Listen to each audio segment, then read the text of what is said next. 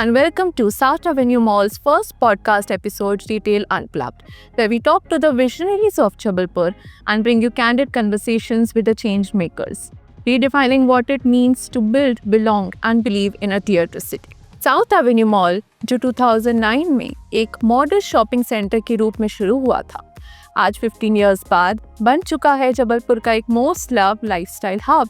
And I am your host Jaspreet, and today's guest is someone whose story combines legacy, innovation, and a deep commitment to creating new experiences for the people of Jabalpur.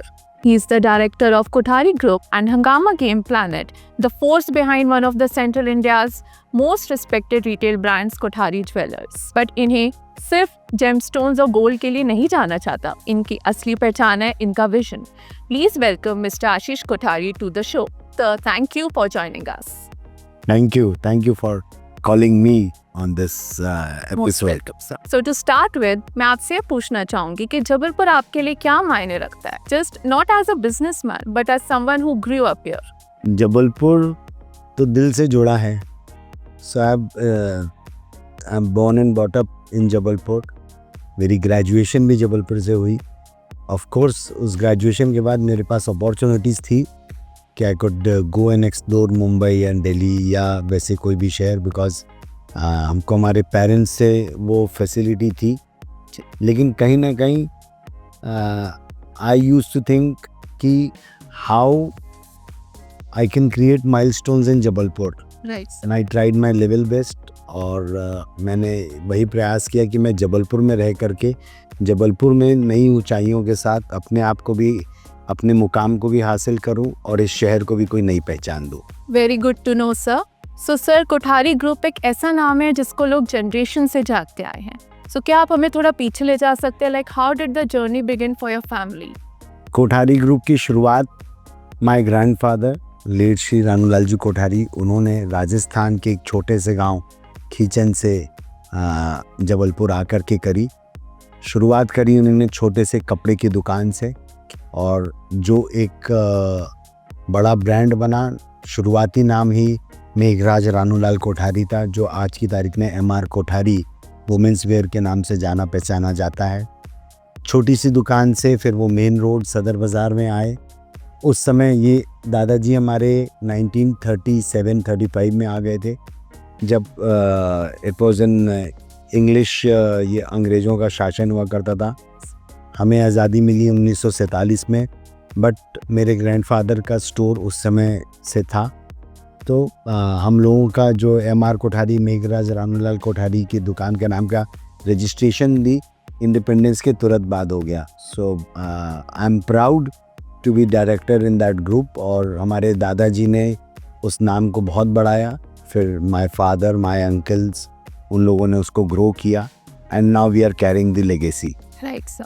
So how did you step into it? Like आपने कब decide किया कौन सी year? See, being Jain and being Marwari business, हम लोग वो कहते हैं ना कि वो खून में होता है. Right sir. तो शायद यस, हम लोग पढ़ाई करते वक्त भी हमारे दादाजी ये देखते थे कि हम ज़्यादा इधर उधर मस्ती ना करें, दुकान हो जाए, ट्यूशन हो जाए, फिर थोड़ी देर दुकान में ध्यान दो, जैसे हमारे पापा लोगों ने भी किया.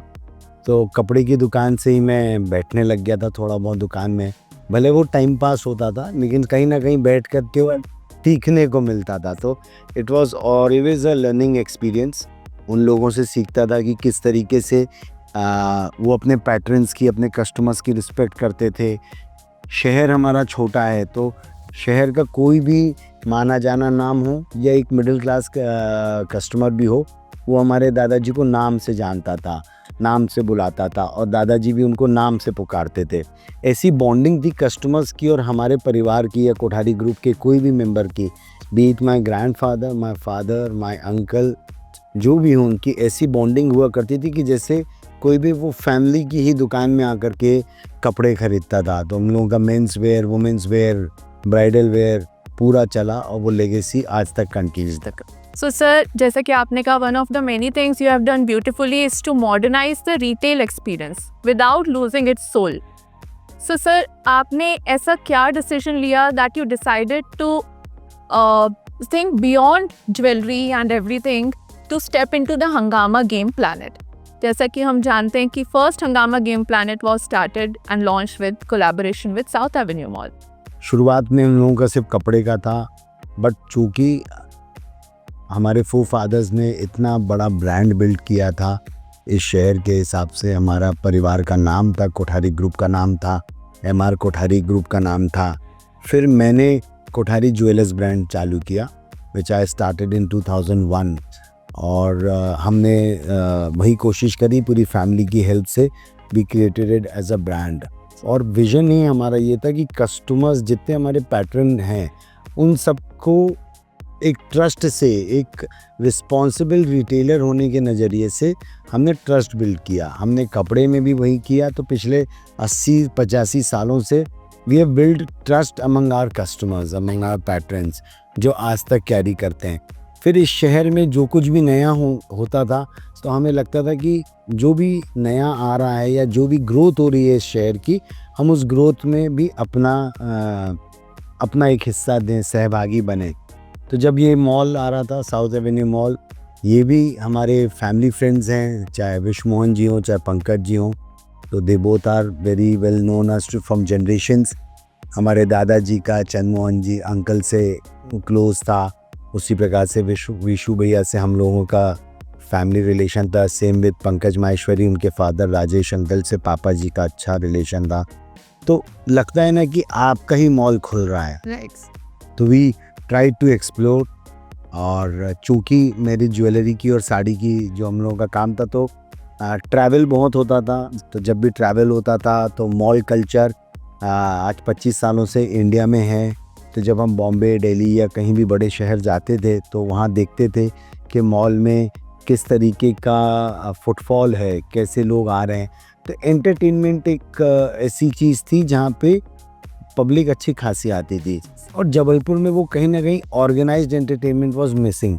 ऑफ कोर्स साल में गर्मी में मेले लग जाया करते थे और फेट लग जाया करते थे हम लोगों के समय में, and we all as a family used to go there and enjoy. लेकिन एक ऑर्गेनाइज्ड एंटरटेनमेंट सेंटर जो हमने बड़े शहरों से देखा, या हम इन बाहर भी मैं गया हूँ फॉरेन जहाँ पे भी विज़िट करता था, तो हमने सोचा कि जबलपुर जब मॉल आ रहा है, मॉल कल्चर जबलपुर में आना ही था। हम we were very much sure, pretty sure कि मॉल कल्चर तो हर शहर में आना है। तो हमने उस हिसाब से प्लान किया and we decided to put up an entertainment zone, family entertainment centre in Jabalpur. And so the way we tied up, और हमने फिर यहाँ पे 2009 में मॉल का जब मल्टीप्लेक्स खोला, उसी के साथ साथ हमने मेरे ख्याल से 1 आध महीने में हमने भी अपना entertainment zone partnering with Saurabh Bardiya family, और हम लोगों ने मिल करके ये गेम जोन डाला। So it's been 15 years now. Yeah, it's been 15 years for the journey and we are very fortunate. हमने उसको चलाया भी बहुत अच्छे से, and then we expanded that entertainment center into 7 cities. हमारे राजस्थान में, छत्तीसगढ़ में और MP में 7 cities 7 cities में 7 सेंटर्स हैं हमारे। Great sir, great sir. So आप जैसे कि हमेशा लेगेसी और रीइन्वेंशन के बीच एक बैलेंस देखते आए हैं सर। सो आपके हिसाब से जबलपुर जैसे टियर 2 सिटी में ऐसे एंटरटेनमेंट जोन्स और मॉडर्न शॉपिंग कॉम्प्लेक्स जैसे एक कॉन्सेप्ट आजकल मॉडर्न रिटेल एक्सपीरियंस का चल रहा है, सो वो उसके हिसाब से आप क्या सोचते हैं कि क्या फ्यूचर हो सकता है जबलपुर जैसे टियर 2 सिटी? मॉल कल्चर पूरे हिंदुस्तान में है, पूरे वर्ल्ड में है, और अब हमारे जैसे टायर 2 सिटीज़ में भी हर कोई अपनी छुट्टी मनाना चाहता है, वीकेंड मनाना चाहता है। उस छुट्टी मनाने में या वीकेंड मनाने में वो फैमिली बच्चों को लेके निकलती है, बाहर फूडिंग करती है, कुछ परचेजिंग करती है, कुछ एंटरटेनमेंट करती है। फिर वो चाहे मूवी देखना हो, चाहे वो बच्चों को गेम जोन में खिलाना हो, या खुद भी आजकल गेम्स में भी ऐसे इन्वेंशंस आ गए हैं कि पूरी फैमिली के लिए एक एंटरटेनमेंट सेंटर हो जाता है। सो ये तो आप मान के चलिए कि कल्चर जिस हिसाब से बढ़ रहा है, आजकल स्पेंडिंग इकोनॉमी है। हिंदुस्तान पहले सेविंग इकोनॉमी में ज़्यादा फेमस था, बट आज की तारीख में इंडियन पूरे वर्ल्ड में जा कर के खर्च कर रहा है, तो ऑफकोर्स इंडिया में तो वो खर्च कर रहा है। और मुझे लगता है कल्चर और बढ़ेगा, लोग और शौक करेंगे, और लेगेसी के साथ साथ आप ये मानो कि साथ में जो है ना वो कोई भी इन्वेंशन करेगा, कुछ भी नया लेकर के आएगा, वो यहाँ पे चलेगा। जबलपुर ही नहीं पूरे ज़्यादा रेडी है उस चीज़ के लिए एक तरह से। एवरीवन इज रेडी, मतलब कस्टमर्स तो पूरे रेडी हैं, क्योंकि नया एक्सपीरियंस चाहिए रहता है हर किसी को। Exactly. So, sir, if you could give one piece of advice to someone, to especially tier 2 city के जो youngsters हैं जो कुछ bold and new start करना चाहते हैं, so what would it be? हमेशा यही कहना चाहूँगा, हमने भी उसको फॉलो किया, वही कह पाऊँगा मैं कि कोई भी नई जनरेशन आती, कुछ भी नया करती है, तो हमेशा they should be on this foot कि नया जो भी आ रहा उसको अडॉप्ट करना, चाहे वो मेरे लिए हो, चाहे वो आने वाली जनरेशन के लिए हो। आपने देखा होगा साउथ एवेन्यू मॉल में चाहे जो गेम जोन है, so we have done the third renovation. जब सबसे पहले 2009 में हमने खोला, उसके बाद 2015-16 में हमने रेनोवेट किया और फिर 2024 में रेनोवेट किया। तो with time change is compulsory, change is necessary. समय के साथ बढ़ना पड़ेगा, समय के साथ देखना पड़ेगा और फोकस्ड रहना पड़ेगा। कोई भी नई जनरेशन आती, थोड़ा सा फोकस कई बार बच्चों का होता है जो इधर से उधर शिफ्ट होता है, कहीं ना कहीं फोकस्ड रहेंगे और समय के साथ चलेंगे।